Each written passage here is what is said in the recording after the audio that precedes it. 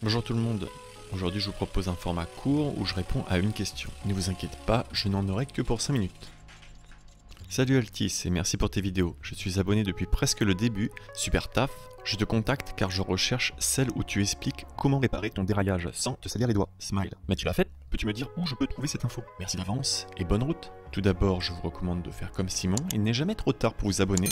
Et pour la fameuse technique de remettre la chaîne sans se salir les doigts, que j'abordais dans cette vidéo, que vous pouvez retrouver en fiche et en description. Alors pour que ça marche sans y toucher avec vos doigts, il vous faudra au minimum un plateau double ou triple, car sinon ça ne fonctionne pas. Mais ne vous inquiétez pas, je vous expliquerai aussi comment faire avec un plateau simple. This is the worst. Bon, il faudra y mettre un petit peu les doigts, mais on fera en sorte de se salir le moins possible. That's what she said. No. Quand vous déraillez, arrêtez-vous tout de suite, ne pédalez plus, car cela ne peut qu'empirer le problème. Vous risquez d'abîmer la chaîne et même casser les dérailleurs. Une fois à l'arrêt, descendez du vélo et mettez-vous sur le côté droit de celui-ci, car le plateau est toujours positionné de ce côté, et mettez-vous sur le trottoir ou un endroit en toute sécurité.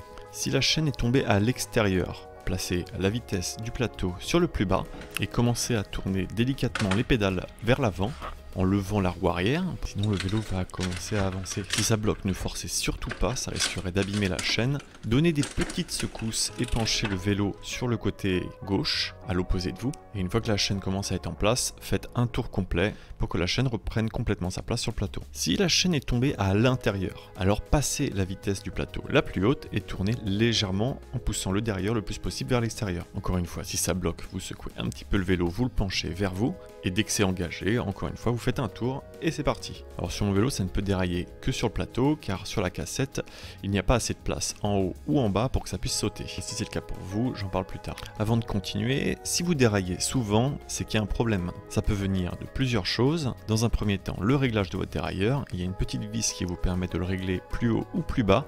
Et quand vous roulez, vous ne devez avoir aucun bruit de frottement. Si c'est le cas, il faut que vous vérifiez au niveau de vos dérailleurs. Si le réglage des dérailleurs est OK, il y a la chaîne.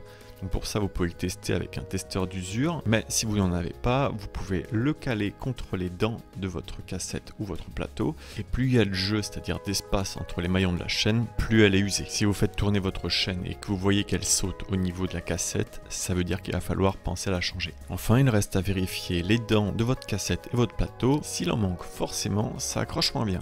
Une astuce aussi pour ne pas dérailler, c'est de continuer à pédaler en permanence pour garder une tension sur la chaîne, car c'est quand la tension est relâchée que la chaîne peut tomber d'un côté ou de l'autre. Et ne pas non plus pédaler en arrière, ça accentue le problème. Alors chose première, chose due, voici maintenant les single speed, merci de ne pas juger le vélo. Si c'est tombé à l'extérieur, c'est très facile, il suffit de repasser la pédale vers l'arrière le plus possible pour pouvoir enfiler la chaîne et ensuite engager quelques dents puis commencer à tourner. Moi je préfère le faire sur le haut parce que c'est plus facile de le poser sur les dents et ensuite de tourner, c'est à vous de voir. Ici à l'intérieur, comme vous pouvez le voir, c'est un petit peu plus galère parce que selon le cadre, il y a plus ou moins d'espace pour passer la chaîne. Il faut réussir à la faufiler entre le plateau et la base du cadre, au plus proche de la boîte de pédalier. Et ensuite, comme pour l'extérieur, le poser sur quelques dents et commencer à tourner. Pas trop vite et sans secousse parce que ça risque de le sortir de la cassette comme ici. Du coup pour la cassette là c'est un peu plus compliqué, il faut prendre les doigts pincés et le mettre sur quelques dents. Cette fois je préfère le faire en bas et forcer sur la pédale pour faire tourner la roue. Sur certains single speed vous devrez même retirer la roue, mettre la chaîne sur la cassette et remettre de nouveau la roue parce que la chaîne ne donnera pas assez de mou.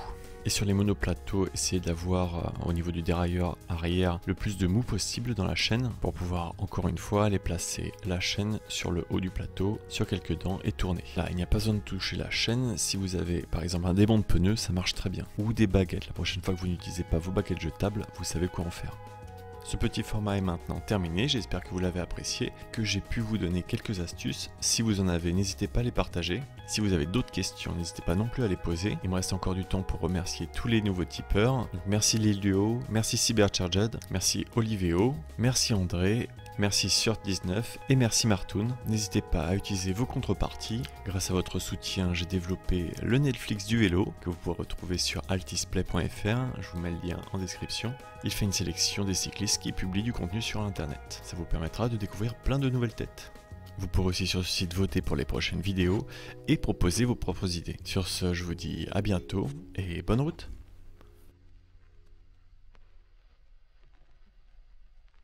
Je vous l'avais dit que j'en avais que pour 5 minutes.